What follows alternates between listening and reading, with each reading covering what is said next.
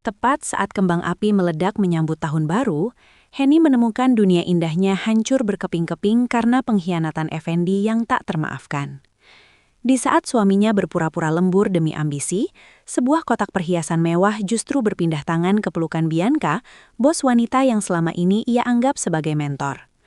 Namun, Effendi tak pernah menyangka bahwa istri yang dianggapnya lemah itu menyimpan bukti rahasia yang jauh lebih berbahaya di balik laci pakaiannya. Sebuah kunci yang akan membalikan keadaan dalam semalam. Dengan bantuan pria misterius bernama Ruslan, Henny memulai permainan catur yang elegan untuk merebut kembali asetnya dan membangun kerajaan bisnis yang akan membuat mantan suaminya berlutut memohon ampun.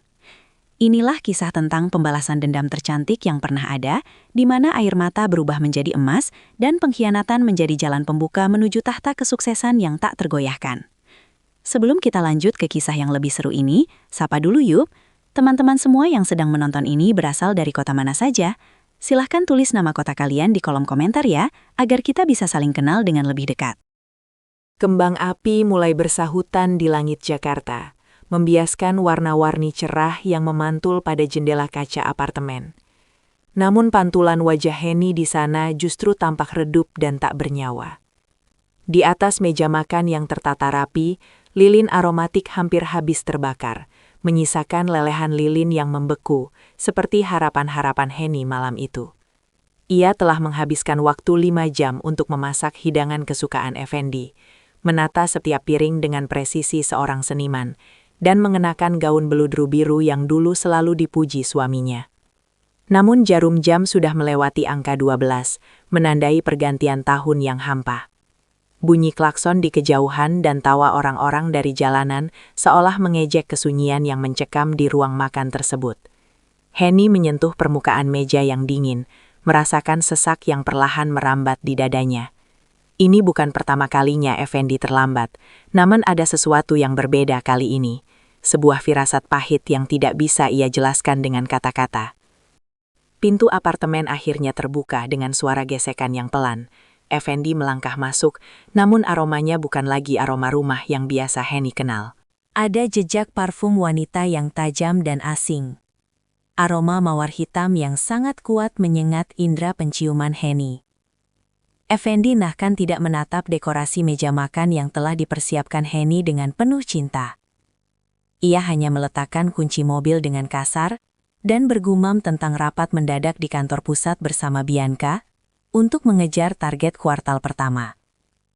Henny hanya berdiri mematung, menelan kembali semua ucapan selamat tahun baru yang tadinya ingin ia bisikan. Ia melihat suaminya yang tampak begitu jauh, seolah ada dinding kaca tebal yang memisahkan mereka. Saat Effendi masuk ke kamar mandi, Henny melihat tas kerja suaminya yang sedikit terbuka, memperlihatkan sebuah kotak beludru arah kecil yang terselip di antara tumpukan dokumen. Dengan tangan bergetar, Henny menyadari bahwa tahun baru ini bukanlah awal dari kebahagiaan, melainkan pembuka dari sebuah badai yang akan menghancurkan hidupnya. Kotak beludru merah itu terasa begitu panas saat jemari Henny menyentuhnya, seolah benda kecil itu menyimpan bara yang siap menghanguskan seluruh kepercayaan yang ia bangun selama bertahun-tahun. Dengan napas yang tertahan, ia membuka tutupnya perlahan, berharap dugaannya salah.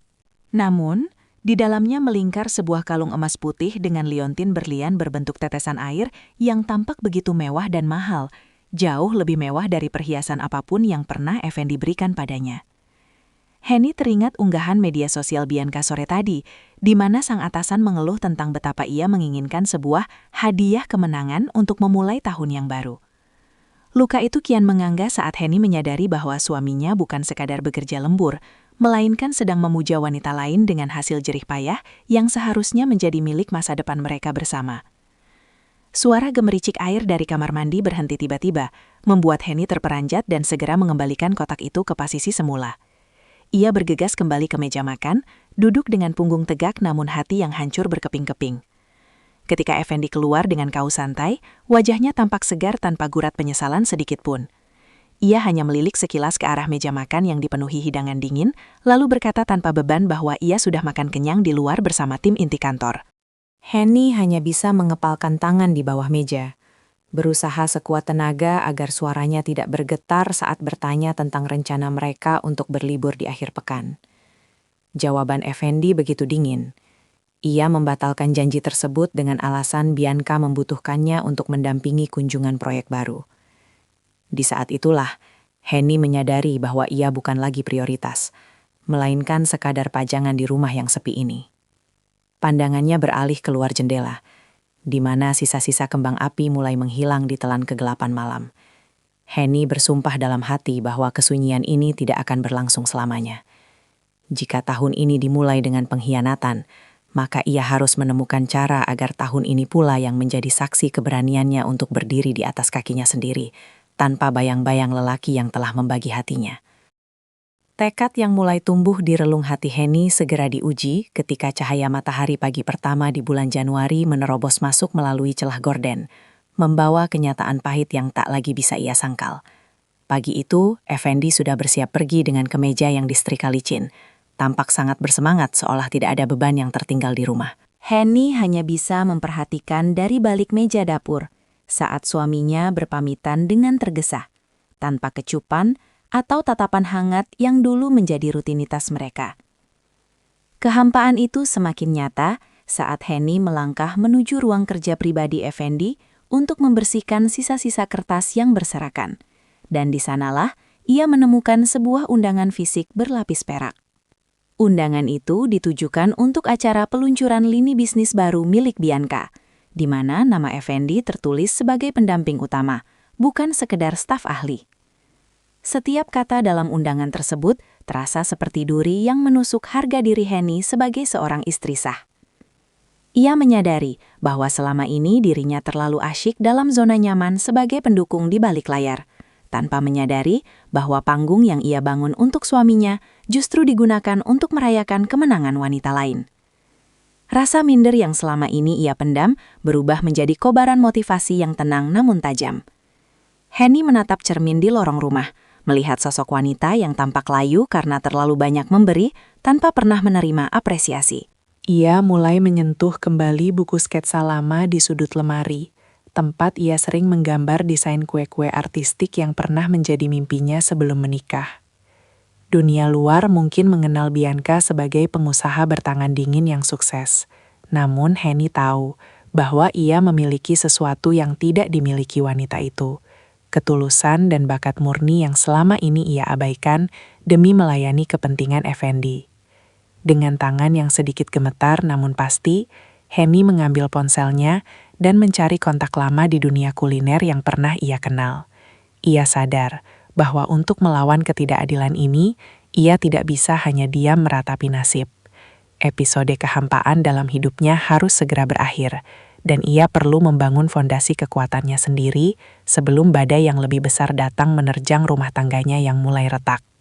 Fondasi kekuatan yang mulai dirancang Henny kini menemukan ujian pertamanya saat sebuah panggilan telepon masuk dari salah satu rekan lama di sekolah kejuruan Tata Boga. Temannya itu bercerita tentang sebuah pameran kuliner bergengsi yang akan diadakan dalam waktu dekat, sebuah kesempatan yang dulunya hanya menjadi angan-angan kosong bagi Henny. Di tengah percakapan itu, perhatian Henny teralihkan oleh suara notifikasi dari tablet milik Effendi yang tertinggal di atas sofa. Tanpa sengaja, layar itu menampilkan pratinjau pesan dari Bianca yang menanyakan ukuran jas untuk acara malam penghargaan besok. Pesan itu bukan sekadar urusan profesional. Ada nada kepemilikan yang sangat kental, seolah Effendi adalah properti yang bisa diatur sesuka hati oleh wanita itu. Kejadian ini menjadi pemantik yang memaksa Henny untuk tidak lagi sekadar berdiam diri di dapur yang sunyi. Alih-alih menangis, Henny memilih untuk bertindak dengan cara yang lebih elegan. Ia mulai mengumpulkan seluruh tabungan pribadinya yang selama ini ia sisihkan dari uang belanja bulanan untuk membeli bahan-bahan kue premium. Ruang makan yang tadinya menjadi saksi bisu kesedihannya, kini berubah menjadi laboratorium kreativitas, di mana Henny mulai bereksperimen dengan resep-resep kue dekoratif yang rumit.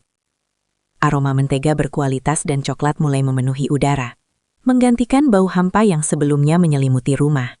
Namun, rutinitas baru ini harus ia lakukan secara sembunyi-sembunyi, karena setiap kali Effendi pulang, suaminya itu selalu mengawasi gerak-geriknya dengan tatapan penuh kecurigaan. seolah takut Henny mengetahui sesuatu yang lebih besar. Suasana semakin tegang ketika suatu malam Effendi pulang lebih awal dan menemukan Henny sedang asyik menggambar sketsa kue di meja kerja. Dengan nada merendahkan, Effendi menyebut aktivitas Henny sebagai pemborosan waktu yang tidak berguna dan memintanya untuk lebih fokus melayani keperluan rumah tangga. Komentar pedas itu justru menjadi bahan bakar bagi Henny untuk membuktikan bahwa dirinya lebih dari sekadar pelayan. Ia sadar bahwa rutinitas lamanya telah mati, dan kini ia dipaksa untuk keluar dari zona nyaman demi merebut kembali martabatnya yang telah diinjak-injak oleh ambisi buta suaminya dan keangkuhan Bianca. Langkah merendahkan yang ditunjukkan Effendi malam itu justru menjadi titik balik bagi Henny untuk berhenti bersikap naif dan mulai mengamati suaminya dengan kacamata yang lebih objektif. Keesokan harinya, ketika Effendi pamit untuk menghadiri pertemuan luar kota yang mendadak, Henny tidak lagi mengangguk patuh dengan wajah sedih, melainkan membalasnya dengan senyuman tenang yang menyimpan sejuta rahasia. Ia memutuskan untuk mengikuti instingnya, membawa mobil kecilnya membuntuti kendaraan suaminya dari kejauhan. Alih-alih menuju bandara atau kantor cabang, mobil Effendi justru berhenti di sebuah butik pakaian pria eksklusif di kawasan elit, di mana Bianca sudah menunggu di depan pintu dengan gaya anggun yang sangat mengintimidasi. Dari balik kemudi, Henny menyaksikan pemandangan yang menyayat hatinya. Effendi keluar dari mobil dan disambut oleh Bianca dengan sentuhan di lengan yang sangat akrab, jauh melampaui batasan profesional antara atasan dan bawahan. Mereka masuk ke dalam butik tersebut untuk memilih busana, tampak seperti pasangan serasi yang sedang mempersiapkan sebuah perayaan besar. Henny meremas kemudi hingga buku-buku jarinya memutih, menyadari bahwa perjalanan luar kota suaminya hanyalah kedok untuk menghabiskan waktu bersama wanita yang memiliki segalanya itu. Namun, di tengah rasa sakit yang menderu, Henny menolak untuk menyerah pada emosi sesaat yang bisa menghancurkan rencana besarnya. Ia segera memacu mobilnya pergi sebelum keberadaannya terdeteksi, menuju sebuah toko perlengkapan seni untuk melengkapi alat dekorasi kuenya. Henny menyadari bahwa ia memerlukan pengakuan dari pihak luar jika ingin benar-benar lepas dari ketergantungan finansial pada Effendi. Dalam perjalanan pulang, ia menghubungi panitia pameran kuliner yang sempat disebutkan temannya, mendaftarkan dirinya sebagai peserta independen dengan merek usaha yang baru ia ciptakan di dalam kepala. Pengkhianatan Effendi yang semakin terang-terangan ini justru memberikan keberanian luar biasa bagi Henny untuk mengambil resiko yang belum pernah ia bayangkan sebelumnya, mengubah rasa sakit menjadi energi untuk membangun kemandirian yang absolut. Energi untuk membangun kemandirian yang absolut itu segera Henny tuangkan dalam sebuah karya perdana yang ia kerjakan hingga fajar menyingsing di ufuk timur. Di dapur yang kini menjadi saksi bisu perjuangannya, ia menciptakan sebuah kue miniatur bertingkat dengan detail yang begitu halus, menggambarkan transisi dari musim dingin menuju musim semi. Sebuah simbol personal bagi hidupnya sendiri. Namun, ketenangan yang ia bangun kembali terusik saat Effendi pulang dengan aroma sampahnya yang kuat menyelimuti pakaiannya. Tanpa rasa bersalah, suaminya itu melemparkan sebuah amplop coklat ke atas meja dapur, tepat di samping sketsa kue milik Henny. Ketika dibuka, isinya adalah dokumen perjanjian prakerja baru yang mengharuskan Effendi pindah ke kantor pusat di bawah pengawasan langsung Bianca secara penuh waktu, yang artinya mereka akan semakin jarang bertemu. Henny membaca setiap baris dalam dokumen tersebut dengan saksama, menemukan sebuah klausul yang menyebutkan bahwa Effendi telah menjaminkan aset bersama mereka sebagai bentuk loyalitas dalam sebuah investasi proyek properti milik Bianca. Jantung Henny berdegup kencang. Ini bukan lagi sekadar urusan perasaan, melainkan ancaman nyata bagi keamanan finansialnya. Pengkhianatan ini telah merambah ke wilayah yang sangat berbahaya, di mana Effendi dengan tegar mempertaruhkan masa depan rumah tangga demi memuaskan ambisi wanita lain. Alih-alih meledak dalam kemarahan, Henny melipat dokumen itu kembali dengan sangat rapi, matanya berkilat dengan kecerdasan yang selama ini tersembunyi di balik sikap penurutnya. Ia menyadari bahwa ini adalah pemicu terakhir yang ia butuhkan untuk benar-benar bergerak secara strategis. Henny tidak lagi melihat dirinya sebagai korban, melainkan sebagai pemain dalam sebuah papan catur yang rumit. Malam itu juga, ia mengirimkan foto portofolio kue hasil eksperimennya ke alamat surel kurator pameran kuliner ternama. Henny bersiap untuk mengambil tindakan yang akan mengubah rutinitasnya selamanya. Ia akan menghadapi Bianca dan Effendi bukan sebagai istri yang mengemis cinta, melainkan sebagai pesaing yang memiliki nilai jual lebih tinggi. Persiapan diam-diam ini menjadi titik di mana Henny secara resmi menyatakan perang dingin, memastikan bahwa setiap pengkhianatan yang dilakukan Effendi akan menjadi anak tangga bagi kesuksesannya sendiri. Anak tangga bagi kesuksesan yang tengah Henny susun, membawanya ke sebuah gedung pameran megah di pusat kota, tempat di mana para pakar industri boga berkumpul untuk mencari talenta baru. Dengan keberanian yang dikumpulkan dari sisa-sisa harga dirinya, ia memajang karya kue bertema transformasi itu di salah satu sudut stand kecil yang ia sewa dengan sisa uang tabungannya. Di tengah keramaian pengunjung, seorang pria paruh baya berpakaian rapi dengan tatapan mata yang tajam namun teduh berhenti di depan meja Henny. Pria itu adalah Ruslan, pemilik jaringan restoran Hotel Bintang 5 yang dikenal memiliki selera sangat tinggi dan sulit dipuaskan. Ruslan tidak langsung mencicipi kue itu, melainkan mengamati setiap detail ukiran gula yang Henny buat dengan ketelitian luar biasa, seolah sedang membaca sebuah cerita yang tertuang dalam bentuk makanan. Sentuhan Anda memiliki jiwa, sesuatu yang jarang saya temukan di antara gedung-gedung beton yang hanya mengejar angka, ucap Ruslan dengan suara berat namun menenangkan. Percakapan singkat itu membuka wawasan baru bagi Henny, bahwa ia memiliki potensi besar di luar dinding rumahnya yang menyesakan.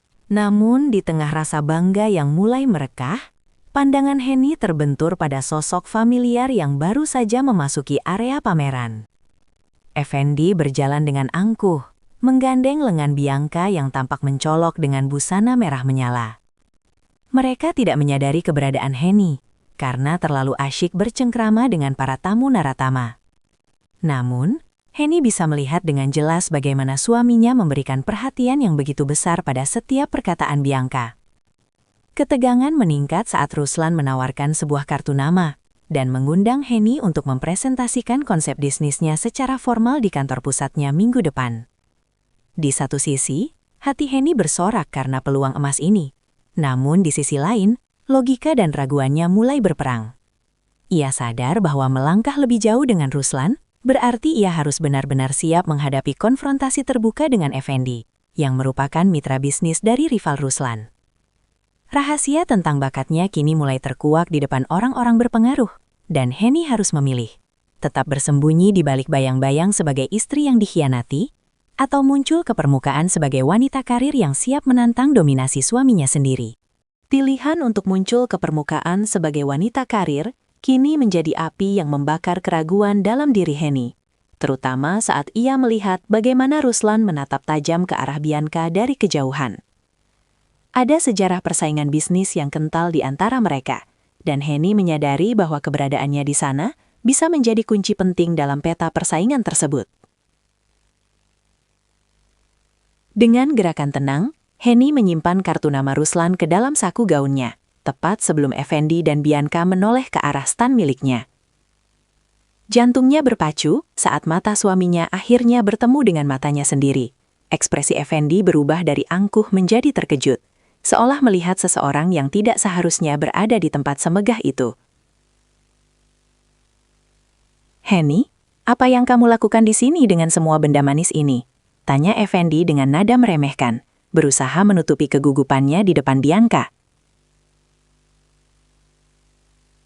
Namun sebelum Henny menjawab, Bianca melangkah maju dengan senyum sinis yang dibuat-buat, mengomentari bahwa hobi rumah tangga Henny memang cukup menghibur untuk mengisi waktu luang.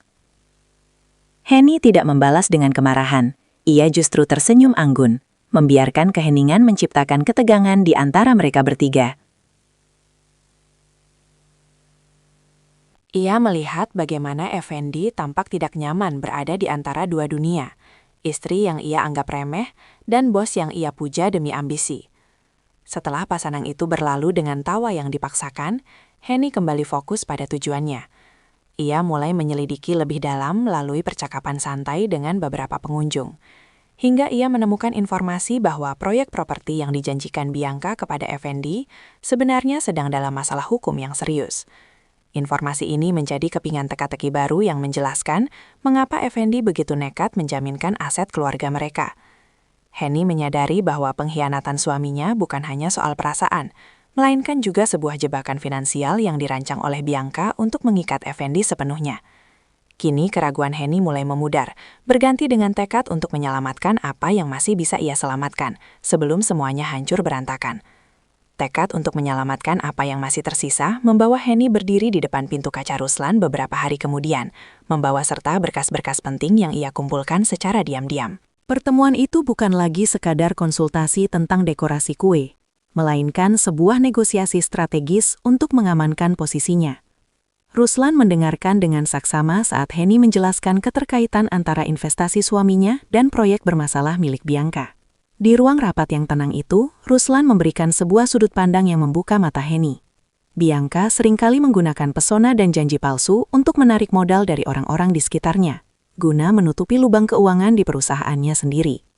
Effendi, dalam kebutaannya akan ambisi, telah menjadi umpan yang sempurna.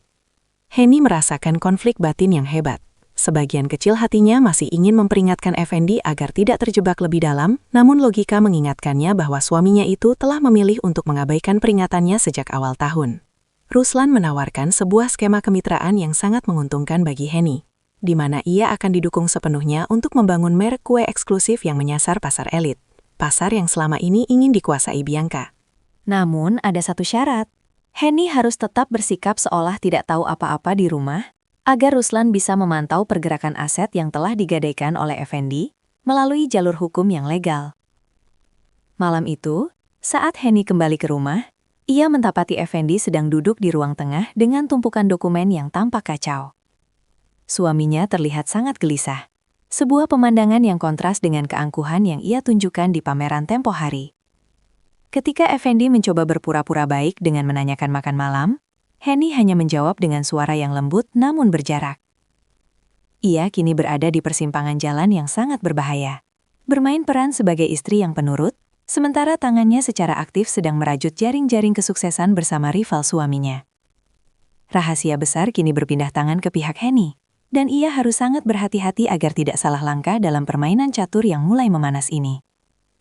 Permainan catur yang mulai memanas ini mencapai titik didihnya ketika Henny secara tidak sengaja menemukan sebuah ponsel kedua yang disembunyikan Effendi di dalam laci kaos kaki yang jarang disentuh.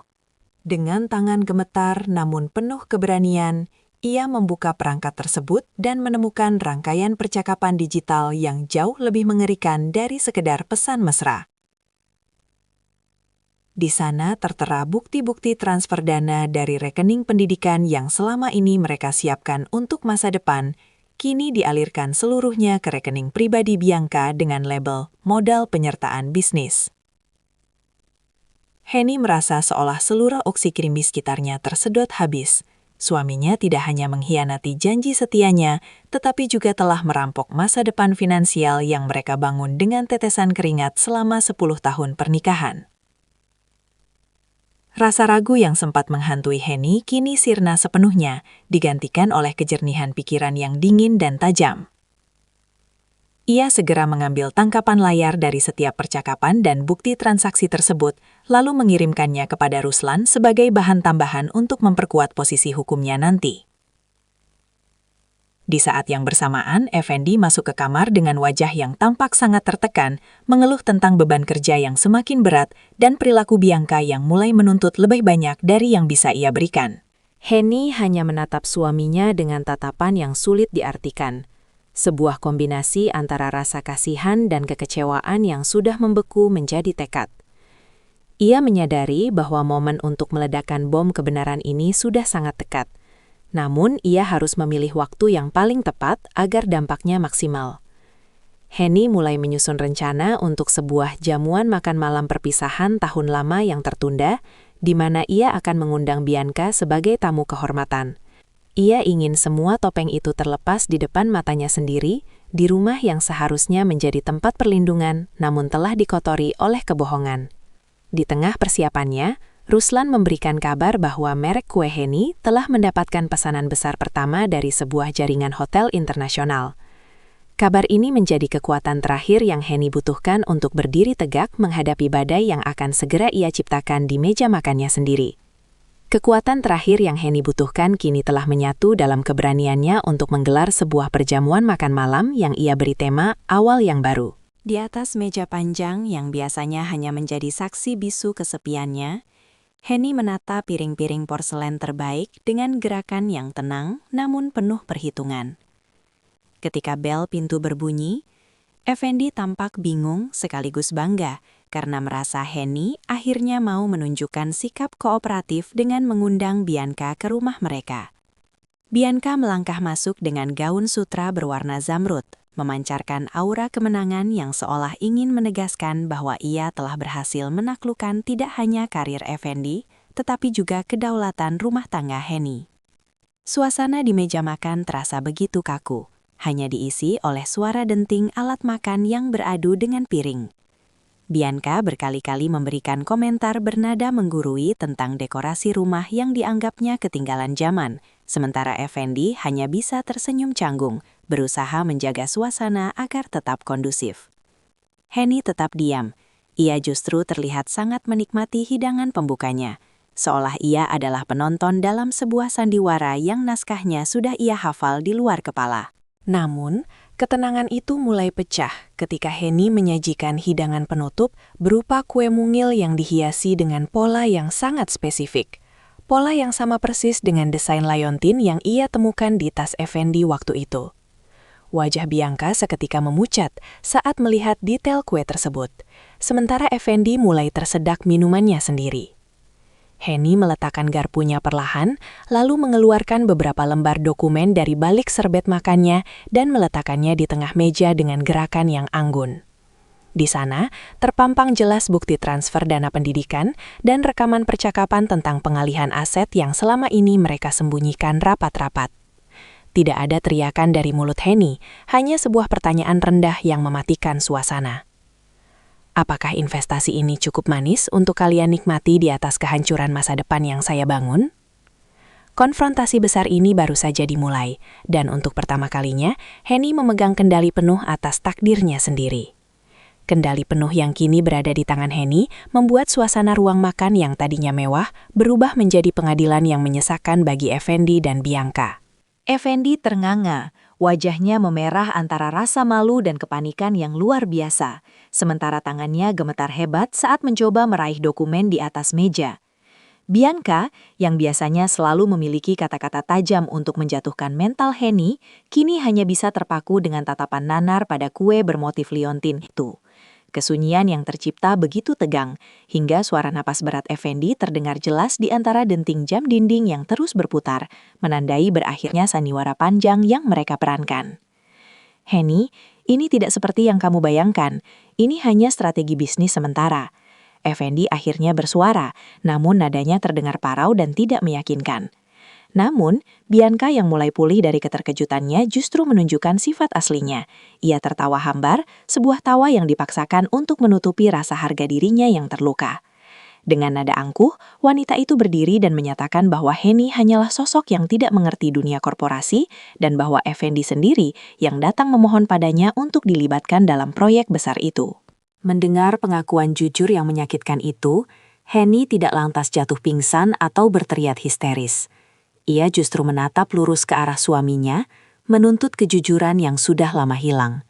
Effendi tertunduk, tidak berani membalas tatapan istrinya, sebuah sikap yang menjadi jawaban paling nyata bagi Henny.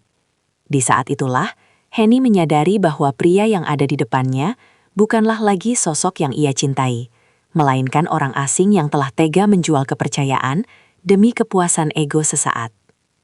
Dengan gerakan yang sangat tenang, Henny berdiri dan membukakan pintu rumahnya lebar-lebar, mempersilahkan Bianca keluar tanpa perlu ada kata-kata kotor yang terucap. Pilihan sulit kini harus diambil, bukan tentang bagaimana memperbaiki hubungan yang telah hancur, melainkan tentang bagaimana Henny akan melangkah keluar dari reruntuhan ini sebagai pemenang yang sesungguhnya. Pemenang yang sesungguhnya bukanlah dia yang menghancurkan lawan dengan suara keras, melainkan dia yang mampu berdiri tegak saat dunianya runtuh. Dan itulah yang Henny tunjukkan saat ia menutup pintu dengan rapat setelah kepergian Bianca yang penuh kehinaan. Di dalam rumah yang kini terasa sangat luas dan asing, Effendi terduduk di lantai, menyembunyikan wajah di balik kedua telapak tangannya. Isak tangis suaminya itu terdengar seperti sebuah orkestra kegagalan yang tidak lagi mampu menyentuh empati Henny. Tanpa banyak bicara, Henny melangkah menuju kamar utama, mengambil sebuah koper besar dan mulai memasukkan barang-barangnya dengan gerakan yang sangat teratur. Sebuah tindakan simbolis bahwa ia tidak akan lagi menjadi bagian dari kepalsuan ini. Effendi mencoba menahan lengan Henny, memohon kesempatan kedua dengan alasan bahwa semua yang ia lakukan semata-mata demi meningkatkan taraf hidup mereka agar tidak dipandang sebelah mata oleh rekan-rekan bisnisnya. Namun, Henny melepaskan pegangan itu dengan sangat lembut namun tegas, menatap Effendi dengan sorot mata yang sudah kehilangan seluruh binar cintanya. Ia menjelaskan bahwa kemewahan yang dibangun di atas fondasi kebohongan dan perampokan hak pasangan sendiri adalah sebuah istana pasir yang memang sudah seharusnya runtuh. Keputusan Henny sudah bulat. Ia akan meninggalkan kenyamanan rumah ini untuk memulai hidup dari nol di sebuah apartemen kecil yang dekat dengan studio kue yang disediakan oleh Ruslan. Malam itu menjadi saksi di mana pilihan sulit harus dibuat antara kenyamanan finansial yang beracun atau kemandirian yang penuh tantangan. Henny memilih untuk melepaskan segala atribut sebagai istri seorang eksekutif demi meraih kembali martabatnya sebagai seorang manusia. Saat ia menyeret kopernya menuju pintu keluar, ia meninggalkan kunci rumah di atas meja makan, tepat di samping kue layontin yang kini tampak menyedihkan. Henny melangkah keluar ke udara malam yang dingin, merasa lebih ringan dari sebelumnya. Ia tahu bahwa mulai besok, namanya tidak lagi akan dikaitkan dengan kegagalan Effendi, melainkan akan bersinar melalui tangan-tangannya yang kini siap menciptakan keajaiban baru. Tangan-tangan yang kini siap menciptakan keajaiban baru itu tidak membuang waktu sedetik pun untuk meratapi masa lalu yang telah menjadi abu. Keesokan paginya, Henny sudah berada di studio dapur minimalis miliknya, sebuah ruang yang menjadi saksi bisu kebangkitannya dari reruntuhan pengkhianatan. Sementara itu, badai besar sedang melanda kantor pusat tempat Effendi bekerja. Berita tentang keterlibatan Bianca dalam skema investasi ilegal mulai menyebar luas di kalangan investor. Effendi, yang selama ini mengira posisinya aman di bawah perlindungan Bianca, justru menjadi orang pertama yang dikorbankan. Ia mendapati mejanya telah dikosongkan dan namanya terseret dalam penyelidikan internal perusahaan, membuatnya terjepit di antara tuntutan hukum dan kehancuran reputasi yang selama ini ia puja. Di sisi lain, Henny mulai membangun kerajaan kulinernya dengan strategi yang jauh lebih matang bersama bimbingan profesional dari Ruslan. Ia tidak lagi sekedar membuat kue, melainkan menciptakan sebuah pengalaman estetika yang bercerita tentang ketegaran hati. Peluncuran merek dagangnya, yang ia beri nama Renjana, mendapatkan perhatian luas karena keunikan desainnya yang sangat detail dan bercita rasa tinggi. Henny bekerja belasan jam sehari, mengabaikan rasa lelah demi memastikan setiap pesanan keluar dalam kondisi sempurna. Ia menyadari bahwa kemandirian ini adalah obat terbaik untuk menyembuhkan luka batinnya. Dan setiap keberhasilan kecil yang ia raih, terasa jauh lebih manis daripada kemewahan palsu yang dulu diberikan Effendi. Puncak dari perjuangannya terjadi saat sebuah majalah gaya hidup ternama ingin memprofilkan sosok di balik kesuksesan Renjana. Henny berdiri di depan kamera dengan penuh percaya diri, mengenakan pakaian kerja yang elegan namun sederhana, memancarkan aura wanita yang telah berhasil menjinakkan badainya sendiri. Kabar tentang kesuksesan Henny sampai ke telinga Effendi yang kini hidup dalam ketidakpastian. Ironisnya, di saat Henny mulai menapaki puncak dunia, Effendi justru sedang berjuang untuk sekadar mempertahankan apa yang tersisa dari hidupnya. Henny telah membuktikan bahwa meskipun ia memulai dari nol dengan hati yang retak, ia mampu mengubah setiap kepingan luka menjadi batu bata untuk membangun masa depan yang lebih kokoh dan bercahaya. Masa depan yang lebih kokoh dan bercahaya itu kini bukan lagi sekadar impian di atas kertas sketsa, melainkan realitas yang Henny genggam erat setiap kali ia melangkah masuk ke butik kue barunya yang terletak di jantung kota. Renjana tumbuh menjadi fenomena kuliner yang dibicarakan banyak orang, bukan hanya karena keindahan visualnya, tetapi karena narasi tentang perjuangan seorang wanita yang bangkit dari titik terendah. Di tengah hiruk-pikuk pesanan yang terus mengalir, Ruslan datang membawa kabar mengejutkan sekaligus melegakan. tim hukum yang ia bentuk berhasil memenangkan gugatan atas aset-aset Henny yang sempat digadaikan secara sepihak oleh Effendi. Kemenangan legal ini memberikan keadilan finansial yang sangat berarti, memungkinkan Henny untuk melunasi seluruh kewajiban dan membebaskan dirinya dari jerat masa lalu yang menyesakan. Namun ujian terakhir bagi ketegaran hati Henny muncul ketika suatu sore sosok pria yang tampak sangat kurus dan kuyu menunggu di depan pintu studionya. Itu adalah Effendi, yang kini kehilangan segalanya setelah Bianca resmi ditetapkan sebagai tersangka kasus penipuan dan melarikan negeri, meninggalkan Effendi untuk menanggung semua beban tuntutan sendirian. Dengan suara yang gemetar dan penuh penyesalan, Effendi memohon agar Henny bersedia membantunya kembali, setidaknya untuk memberikan jaminan karakter di pengadilan. Henny menatap pria yang dulu pernah menguasai seluruh dunianya itu. Namun, ia tidak lagi merasakan amarah, benci, ataupun keinginan untuk membalas dendam. Ia menyadari bahwa membantu Effendi saat ini hanyalah akan menariknya kembali ke dalam pusaran energi negatif yang sudah susah payah ia tinggalkan. Dengan sikap yang sangat tenang dan penuh martabat, Henny menolak permohonan tersebut secara halus. Ia menjelaskan bahwa setiap orang harus bertanggung jawab atas konsekuensi dari pilihan yang mereka ambil sendiri, termasuk dirinya yang dulu memilih untuk bertahan dalam kebisuan hingga akhirnya berani melepaskan diri. Henny memberikan sejumlah uang yang cukup untuk kebutuhan mendesak Effendi sebagai bentuk kemanusiaan terakhir, namun ia menutup pintu akses komunikasi untuk masa depannya. Resolusi ini menjadi pernyataan tegas bahwa Henny telah benar-benar pulih. Ia telah sampai pada tahap di mana kebahagiaannya tidak lagi bisa diganggu-gugat oleh bayang-bayang orang yang pernah mengabaikan nilainya.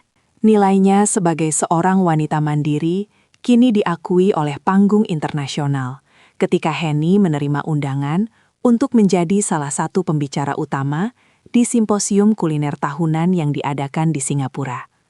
Di sana, ia berdiri di depan ribuan audiens, menceritakan bagaimana setiap lapisan gula yang ia susun adalah metafora dari kesabaran dan ketangguhan dalam menghadapi pengkhianatan yang paling pahit sekalipun.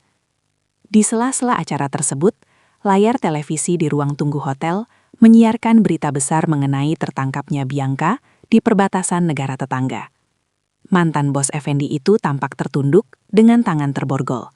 Wajah angkuhnya kini tertutup rapat oleh masker, sementara para jurnalis mencecarnya dengan pertanyaan mengenai aliran dana ilegal yang ia kelola selama setahun terakhir. Pemandangan itu tidak membuat Henny merasa senang secara berlebihan, melainkan memberikan rasa lega yang tenang bahwa semesta selalu memiliki caranya sendiri untuk menegakkan keadilan. Kesuksesan Renjana kini telah melampaui ekspektasi siapapun. Butik tersebut resmi membuka cabang keduanya di sebuah kawasan elit, dan Ruslan tetap setia menjadi mitra bisnis yang sangat menghormati batasan serta visi Henny. Persahabatan mereka yang berawal dari saling mengagumi karya profesional, kini berkembang menjadi sebuah ikatan emosional yang sehat dan saling mendukung. Henny merasa bahwa untuk pertama kalinya dalam hidupnya, ia memiliki kendali penuh atas setiap napas dan keputusan yang ia ambil tanpa rasa takut akan penghakiman orang lain. Malam itu, Henny duduk di balkon hotelnya sambil menatap gemerlap lampu kota yang tak pernah tidur. Ia mengeluarkan sebuah jurnal kecil dan menuliskan satu kalimat yang merangkum perjalanannya. Pengkhianatan suaminya di awal tahun itu bukanlah sebuah akhir, melainkan sebuah izin dari Tuhan bagi dirinya untuk menjadi sosok yang seharusnya. Ia tidak lagi melihat masa lalunya sebagai beban, melainkan sebagai pupuk yang menyuburkan kesuksesannya saat ini. Henny menarik napas dalam-dalam, merasakan kedamaian yang belum pernah ia rasakan sebelumnya. Menyadari bahwa ia telah berhasil mengubah puing-puing kehancuran rumah tangganya menjadi fondasi bagi sebuah istana keberhasilan yang megah dan abadi. Istana keberhasilan yang megah dan abadi itu kini terasa lengkap saat Henny melangkah keluar dari ruang sidang pengadilan agama dengan membawa selembar kertas berkekuatan hukum tetap. Ketukan palu hakim beberapa saat lalu bukan sekedar tanda berakhirnya status pernikahan, melainkan sebuah proklamasi kemerdekaan bagi jiwanya yang selama ini terbelenggu dalam kepura-puraan. Di koridor gedung yang tenang itu, Henny berpapasan dengan Effendi untuk terakhir kalinya. Mantan suaminya itu tampak jauh lebih tua dari usia sebenarnya, dengan bahu yang merosot seolah memikul beban seluruh dunia. Tidak ada lagi percikan kebencian dalam tatapan Henny. Yang tersisa hanyalah rasa syukur yang mendalam karena ia memiliki keberanian untuk melepaskan diri sebelum ia ikut tenggelam dalam pusaran kehancuran yang diciptakan Effendi dan Bianca. Effendi mencoba membuka mulut untuk mengatakan sesuatu, mungkin permintaan maaf atau sekadar ucapan selamat tinggal. Namun Henny hanya memberikan anggukan sopan yang sangat berjarak sebelum terus berjalan melewati pria itu tanpa menoleh ke belakang. Di luar gedung, Ruslan sudah menunggu di samping mobilnya dengan senyum tipis yang penuh penghormatan. Pria itu tidak memberikan ucapan selamat yang berlebihan, karena ia tahu bahwa bagi Henny, ini adalah momen refleksi yang sakral. Mereka berkendara menuju lokasi calon pabrik pengolahan coklat milik Henny yang baru, sebuah proyek ambisius yang akan memberdayakan ratusan petani lokal dan perempuan yang senasib dengannya. Malam itu, Henny mengadakan syukuran kecil-kecilan di apartemen barunya yang minimalis namun hangat. Ia mengundang rekan kerja dan teman-teman setianya, merayakan bukan hanya kesuksesan bisnis, tetapi juga keberhasilan mereka dalam menjaga integritas. Sambil menatap pantulan dirinya di cermin, Henny menyadari bahwa ia telah berhasil melewati resolusi paling sulit dalam hidupnya. Ia bukan lagi wanita yang didefinisikan oleh siapa suaminya, atau seberapa besar pengkhianatan yang ia terima. Ia adalah Henny, seorang arsitek bagi kebahagiaannya sendiri, yang telah mengubah air mata menjadi tinta untuk menuliskan babak baru yang benar-benar bersih dan penuh harapan. Babak baru yang benar-benar bersih dan penuh harapan itu, Henny manifestasikan melalui sebuah yayasan pendidikan yang ia beri nama Gula dan Baja. Nama tersebut bukan tanpa alasan. Gula melambangkan manisnya hasil akhir yang ia raih, sementara Baja mewakili kekuatan mental yang harus ditempa melalui proses yang menyakitkan. Melalui yayasan ini, Henny mulai rutin mengadakan kelas keterampilan bagi para wanita yang kehilangan arah karena masalah rumah tangga maupun ekonomi. Ia menyadari bahwa banyak wanita di luar sana yang memiliki bakat terpendam namun terbungkam oleh dominasi pasangan atau rasa minder yang akut, persis seperti dirinya setahun yang lalu. Di setiap sesi, Henny tidak hanya mengajarkan teknik dekorasi kue yang rumit, tetapi juga menanamkan prinsip kemandirian finansial sebagai benteng pertahanan utama bagi harga diri seorang perempuan. Kehadiran Henny di ranah sosial ini menarik perhatian media nasional yang ingin mengangkat kisah inspiratifnya sebagai teladan pemberdayaan. Saat diwawancarai, Henny menekankan bahwa setiap cobaan hidup adalah sebuah bentuk bahan baku yang mentah. Jika dikelola dengan ketekunan, ia akan berubah menjadi karya yang luar biasa. Popularitasnya yang kian menanjak tidak membuatnya tinggi hati. Justru ia semakin rajin turun ke lapangan untuk menemui para petani kakao di desa-desa terpencil.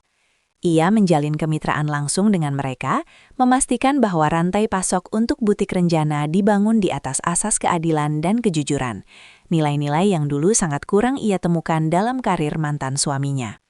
Ruslan selalu mendampingi dalam setiap ekspansi bisnis tersebut, namun kini dengan peran yang lebih personal sebagai sahabat diskusi yang setara. Henny merasa hidupnya kini memiliki dimensi yang jauh lebih luas daripada sekedar urusan domestik di meja makan yang sepi. Ia telah berhasil melampaui rasa trauma dan mengubahnya menjadi energi positif yang menyebar ke banyak orang. Setiap kali ia melihat wajah-wajah penuh semangat dari para peserta kelasnya, Henny merasa bahwa pengkhianatan di awal tahun itu memang harus terjadi. Tanpa guncangan hebat itu, ia mungkin masih akan menjadi sosok yang terabaikan, tanpa pernah menyadari bahwa ia memiliki kekuatan besar untuk mengubah dunia di sekitarnya menjadi tempat yang lebih manis dan berdaya. Tempat yang lebih manis dan berdaya itu kini menjadi saksi bisu kemajuan pesat yang Henny capai saat kalender di dinding studionya kembali mendekati penghujung Desember. Udara akhir tahun yang dulu terasa mencekam dan penuh rahasia, kini ia hirup dengan penuh rasa syukur dan ketenangan yang belum pernah ada sebelumnya. Henny duduk di meja kerjanya yang luas, meninjau laporan tahunan Yayasan Gula dan Baja yang menunjukkan ratusan perempuan telah berhasil membuka usaha kecil mereka sendiri. Sambil menyesap teh hangat, ia merenungkan setiap jengkal perjalanan yang telah ia lalui dalam 12 bulan terakhir, sebuah transformasi radikal dari seorang istri yang terasing menjadi pemimpin yang diperhitungkan. Ia menyadari bahwa keberhasilan sejati bukanlah tentang membalas dendam dengan kemewahan, melainkan tentang kedamaian saat mampu memaafkan diri sendiri atas waktu yang sempat terbuang sia-sia. Pelajaran hidup yang paling berharga ia dapatkan justru saat ia kehilangan segalanya, bahwa identitas seorang manusia tidak boleh dititipkan sepenuhnya pada tangan orang lain, bahkan pada pasangan sekalipun. Henny kini memahami bahwa setiap rasa sakit adalah alarm yang memaksa seseorang untuk bangun dari kenyamanan yang semu. Ia teringat kembali pada masa-masa di mana ia merasa tidak memiliki nilai jika tidak melayani Effendi, dan kini ia tersenyum melihat betapa jauh ia telah melangkah. Di tengah perenungan itu, Ruslan datang membawa kabar bahwa Renjana baru saja mendapatkan penghargaan sebagai usaha rintisan paling berpengaruh tahun ini. Namun, alih-alih merayakannya dengan pesta mewah, Henny memilih untuk merayakannya dengan mengadakan perjamuan terbuka bagi seluruh staf dan anak-anak panti asuhan di sekitar kantornya. Malam itu, Henny tidak lagi menunggu seseorang pulang dengan perasaan cemas di depan meja makan yang dingin. Ia justru berada di tengah kerumunan orang-orang yang mencintai dan menghargai eksistensinya, berbagi tawa dan harapan untuk tahun yang akan datang. Ia telah belajar bahwa untuk mendapatkan cahaya yang baru, seseorang terkadang harus berani membiarkan sumber cahaya yang lama padam sepenuhnya. Persiapan menyambut tahun baru kali ini bukan lagi tentang kecemasan akan pengkhianatan, melainkan tentang antusiasme untuk terus bertumbuh dan memberi manfaat bagi sesama dalam kebebasan yang utuh. Kebebasan yang utuh itu akhirnya mencapai puncaknya saat jarum jam kembali merayap menuju angka 12 di malam pergantian tahun yang baru. Henny berdiri sendirian di balkon butik pusatnya, menatap cakrawala kota yang mulai berpijar oleh warna-warni kembang api. Setahun yang lalu ia berada di titik terendah, berdiri di balik jendela apartemen dengan hati yang hancur karena pengkhianatan Effendi dan Bianca. Namun malam ini, ia berdiri di sini sebagai pemilik gedung, pemimpin bagi ratusan karyawan, dan inspirasi bagi ribuan perempuan. Ia tidak lagi menanti kepulangan pria yang membagi cintanya, ia sedang menanti fajar yang akan menyambut kejayaannya sendiri. Kesuksesan Renjana bukan lagi sekadar tentang materi, melainkan tentang pembuktian bahwa martabat seorang wanita tidak akan pernah bisa dihancurkan oleh kebohongan apapun selama ia memiliki keberanian untuk bangkit. Di kejauhan ia mendengar suara sorak-sorai karyawannya yang merayakan keberhasilan mereka. Henny memejamkan mata sejenak, membayangkan wajah-wajah yang dulu meremehkannya. Effendi kini hanyalah masa lalu yang ia simpan rapi dalam kotak pelajaran hidup. Sementara Bianca menjadi pengingat bahwa kesuksesan yang dibangun di atas penderitaan orang lain tidak akan pernah kekal. Pesan moral yang ia pegang teguh kini menggema kuat di benaknya. Pengkhianatan mungkin bisa merampas kenyamanan sesaat, namun ia tidak akan pernah bisa merampas bakat, integritas, dan masa depan seseorang yang menolak untuk menyerah. Henny menyadari bahwa terkadang Tuhan membiarkan hati kita hancur agar cahaya kesuksesan yang lebih besar bisa masuk melalui celah-celah retakan tersebut. Saat ledakan kembang api terakhir menghiasi langit, Henny berbalik dengan senyuman yang paling tulus yang pernah ia miliki. Ia melangkah masuk ke dalam ruangannya yang hangat, di mana Ruslan dan tim setianya telah menunggu untuk merencanakan visi tahun depan. Tidak ada lagi air mata, tidak ada lagi rasa hampa. Pengkhianatan di awal tahun lalu telah tuntas melaksanakan tugasnya sebagai titik balik yang paling indah. Henny telah berhasil menulis ulang takdirnya, dari seorang istri yang terabaikan menjadi ratu di kerajaannya sendiri. Tahun baru telah tiba. Dan kali ini, Henny menyambutnya bukan sebagai korban, melainkan sebagai pemenang yang telah menemukan kebahagiaan sejati dalam kemandirian dan kasih sayang yang tulus.